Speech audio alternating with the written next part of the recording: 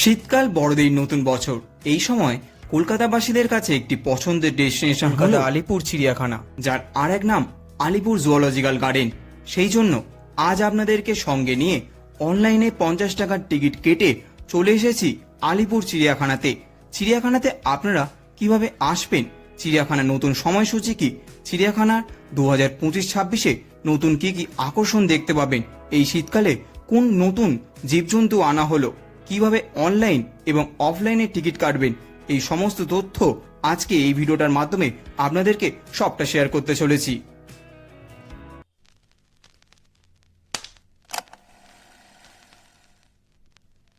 নমস্কার বন্ধুরা, আশা করি সকলে ভালো আছেন এবং সুস্থ আছেন। একটি নতুন ভিডিওতে আপনাদের সবাইকে জানাই স্বাগতম। আজকে আমি এসেছি কলকাতা আলিপুর চিড়িয়াখানায়। সামনেই আসছে 25শে ডিসেম্বরে আসছে নতুন বছর। এই নতুন বছরে চিড়িয়াখানার প্রবেশ মূল্য কত টাকা বাড়লো, সব থেকে